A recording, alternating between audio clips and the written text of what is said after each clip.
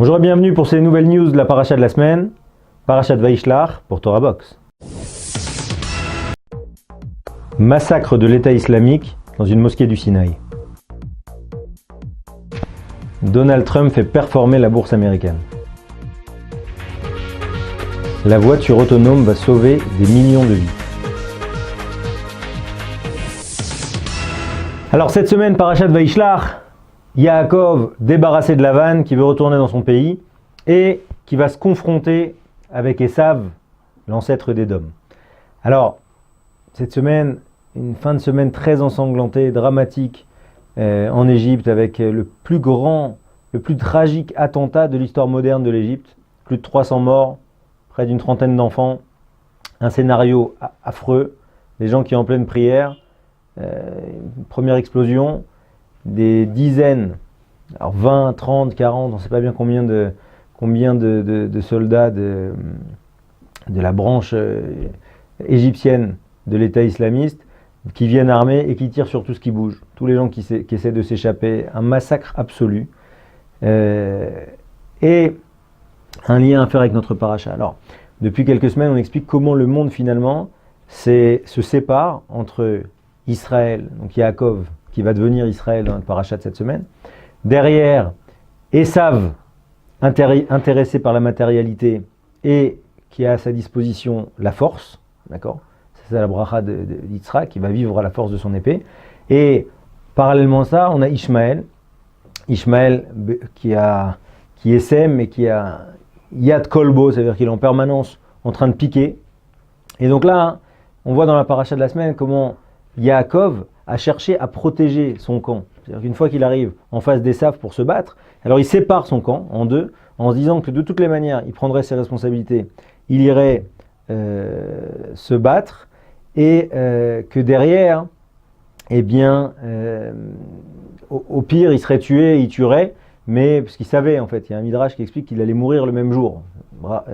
Rivka aussi savait ça, que Esav devait mourir le même jour que Yaakov. Donc en tout cas, l'idée, c'est qu'il prie Hachem, au-delà de la préparation militaire, il prie Dieu en lui disant, mais fais attention, lui il est capable de tuer la mère sur ses enfants. Et on voit finalement comment dans l'histoire de l'humanité, Esav a été de loin beaucoup plus cruel qu'Ishmaël, et que finalement, Esav, notamment sous l'influence américaine, d'accord, Esav est devenu, entre guillemets, l'héritier des valeurs judéo-chrétiennes, d'accord, de liberté, de fraternité, de démocratie, etc., etc. Alors, il reste toujours Esav, on va essayer de l'expliquer, mais du coup, on va dire qu'on a un Esav beaucoup plus light, d'accord, même s'il est toujours le détenteur de la force, puisqu'il n'y a pas plus fort qu'Esav dans le monde en termes de force, l'armée américaine, l'armée russe, etc. C'est de loin les armées, c'est-à-dire qu'il reste détenteur de la force, mais en tout cas, la force, la cruauté au niveau du terrain, etc., on voit que finalement Ishmaël a pris les armes d'Esav. Ishmaël garde son rôle de compétiteur, de concurrent idéologique, religieux, mais pour autant, derrière, il utilise les armes d'Esav. Donc là, on voit bien ici, dans cette histoire tragique, à quel point finalement, on voit que quand on a les armes d'Esav, on peut tuer la mère sur son enfant. Et donc là, ils n'ont aucun problème d'aller de massacrer des mères, des enfants, etc. en pleine prière, c'est ça la folie. En pleine prière, c'est-à-dire qu'il n'y a aucune limite, ni...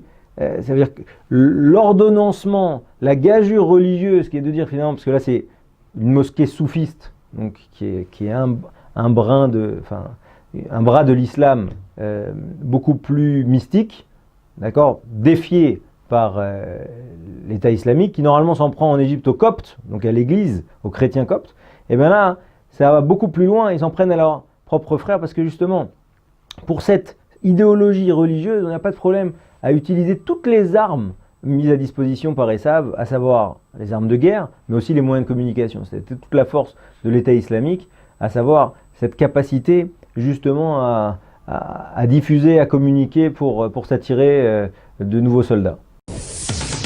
Alors, au-delà de ça, dans la paracha de la semaine, on voit toute l'opposition entre Israël, d'accord, Yaakov devenu Israël, une fois qu'il a battu l'ange, Yaakov qui finalement a gagné le combat spirituel contre Esav, et qui a assumé maintenant son rôle dans le Beth Midrash, mais aussi son rôle dans la matière. Eh bien, derrière, on voit finalement le partage du monde, le partage de vision, avec une vision juive de Yaakov qui donne un cadeau monumental à son frère Esav et qui lui dit « Garde ça, de toute façon, yesh li kol, moi j'ai déjà tout. » Donc finalement, en réalité, ce que Dieu me donne, ça me suffit. Je n'ai pas besoin d'avoir plus que je n'ai. Et Esav, poussé dans ses retranchements, qui dit « Mais tu sais, mon frère, yesh li rav, j'ai déjà beaucoup. » Maintenant, le yesh li rav, il est très fort. C'est-à-dire que finalement, à la fin, un peu pressé par Yaakov, Esav accepte le cadeau. Le yesh li rav, c'est l'idée toujours de dire que c'est vrai que j'ai beaucoup, mais je peux avoir plus. Et là, c'est très intéressant, un an après l'élection américaine, les chiffres de Wall Street qui sont absolument impressionnants. C'est-à-dire qu'en fait, depuis l'élection de Trump, le Dow Jones est passé de 28 000 points, qui était déjà un record absolu, à plus de 33 000 points. 28% d'augmentation pour le Dow Jones, pour la bourse américaine, en l'espace d'un an. C'est la plus grande augmentation année 1, c'est-à-dire la première année d'un président, depuis Franklin Roosevelt. Pourquoi ? Parce que le message de Trump, il est limpide. C'est-à-dire qu'avant tout, on est avant tout une puissance économique. C'est-à-dire que Donald Trump, avant d'être le président des États-Unis et président du monde, pour lui, le rôle de président, c'est de creuser le yesh li rav. C'est de faire en sorte que les Américains, dans chaque dialogue bilatéral, ils calculent qu'est-ce que ça leur rapporte. En quoi ils peuvent encore augmenter. En quoi ils peuvent finalement nourrir ce besoin matériel des Américains.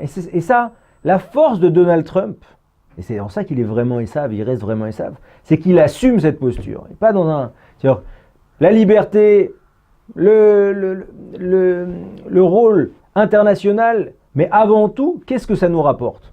Parce que si il faut aller envoyer des hommes, ça nous coûte une fortune d'envoyer des hommes au Qatar, il n'y a pas de problème. Mais combien on gagne de ça? Combien ça nous rapporte? Donald Trump, Esav, dans tout son côté assumé. De l'autre côté, et c'est là qu'il faut bien garder en tête que c'est clair ici que Esav sonnait Yaakov. C'est-à-dire que fondamentalement, Esav n'a jamais été aussi proche de Yaakov. Esav n'a jamais été aussi proche dans l'histoire des États-Unis avec un président aussi proche. Maintenant, à côté de ça, malgré tout, Donald Trump continue à soutenir des mouvements néo-nazis. C'est-à-dire que d'un côté, il a sa fille convertie, et de l'autre côté, il ne peut pas couper tous les ponts avec le Ku Klux Klan. Alors peut-être, il y a quelque chose évidemment d'éminemment politique au niveau de sa base électorale. Néanmoins, il y a quelque chose de Esav sonnet Yaakov. Ça veut dire quoi? Et on va arriver dans la fin de nos news. C'est que le seul moyen finalement pour qu'Esav valorise Yaakov, c'est quand il comprend l'intérêt d'être avec Yaakov. Et ça, Donald Trump l'a très bien compris.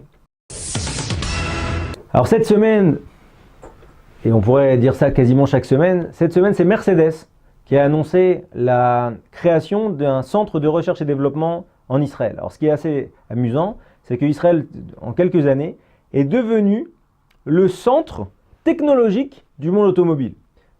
Il faut bien comprendre qu'Israël n'a jamais produit une seule voiture, mais Israël a été très précurseur dans la voiture connectée, la voiture autonome, d'accord, et tout ce qui est covoiturage, transition de transport urbain, d'accord, c'est-à-dire qu'on passe du bus, une convergence entre les transports, on passe du bus au stop, du stop au train, etc., etc. Et en fait, finalement, il n'y a pas aujourd'hui un grand producteur qui ne s'est pas installé. C'était Mercedes qui n'avait pas encore franchi le pas, et bien c'est fait cette semaine, puisqu'ils ont ouvert leur centre de recherche à Tel Aviv. Alors c'est très intéressant. Remarquez que quand Yaakov, finalement, une fois qu'il a résolu, ou en tout cas il a déporté son problème avec Esav, et bien maintenant il va s'installer. Et il s'installe à Shrem, d'accord? Il s'installe à Shrem, et il y a marqué Vaïchan Yaakov, et là, il y a une grande discussion dans la Gemara. C'est quoi Vaïchan? Il a campé, il s'est installé. Alors, Rav explique donc la Torah explique qu'il a acheté son lopin de terre Mea Kesita, donc une valeur de 100 Kesita. Et là-bas, il y a un grand débat entre Rav et Shmuel. Donc, pour ceux qui étudient la Gemara, c'est très classique de voir des oppositions entre Rav et Shmuel. Rav dit qu'en fait, Yaakov leur a appris à servir de la monnaie. Et Shmuel explique qu'il leur a appris à créer des commerces, d'accord, des échoppes. Et en fait, là-bas, le Yerushalmi, dans Shvi'it, il se sert de notre pasouk, d'accord? Il utilise notre paracha pour expliquer qu'en fait, les Juifs, où qu'ils aillent, il faut impérativement qu'ils apportent quelque chose. Le seul moyen pour un Juif d'être bien vu et d'être considéré, c'est d'apporter quelque chose. Et qu'au final, aujourd'hui, c'est intéressant parce que on voit que Yaakov, la Gemara parle de ça alors qu'il est à Shrem. Shrem, c'est le territoire qui a été donné à Yosef. Et bien dès lors, déjà on dit attention, quand on s'installe quelque part, ça veut dire qu'on ne raisonne pas, la Gemara ne raisonne pas avec l'idée que c'est quand on s'installe en dehors d'Eretz Israël qu'on doit apporter quelque chose. Même en Eretz Israël, c'est-à-dire que fondamentalement le juif il doit apporter quelque chose. Alors, comme malheureusement l'apport spirituel de l'âme Israël est encore peu valorisé, il faut, comme le fait Yaakov, il faut apporter aux Goïm ce qu'ils peuvent valoriser. D'accord? Des doctorants, des vaccins. Et là, fondamentalement, avec Mercedes cette semaine, ce qu'Esav valorise le plus, d'accord, c'est les inventions technologiques. Alors, dans le domaine de la sécurité, on en a parlé largement, tout le monde en parle, mais l'invention qui va révolutionner certainement le début du 21e siècle, c'est bien la voiture connectée, la voiture autonome. Il faut savoir que cette année, le terrorisme dans le monde a fait près de 30 000 morts. D'accord ? C'est beaucoup, beaucoup, beaucoup moins que les accidents de la route en Turquie seulement.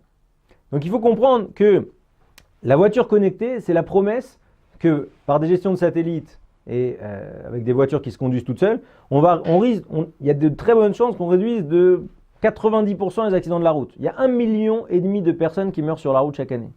Donc, les Juifs qui jouent là un rôle très largement dominant dans la voiture connectée avec Mobileye qui vient d'être acheté, avec encore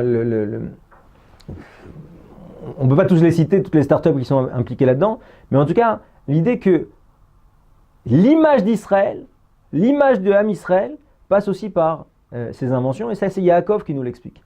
Yaakov, on est Israël, ça veut dire qu'on a cette idée de magnificence spirituelle, mais à côté de ça, on a aussi Yaakov. Yaakov, c'est notre Père qui est dans la matière et justement qui anime la matière au profit du spirituel. C'est tout ce qu'on se souhaite, d'arriver à exploiter au mieux cette matière pour resplendir, pour rejaillir et faire rejaillir notre spiritualité. Amen, Kenny Ratson, à très bientôt. Et bonne news à tous.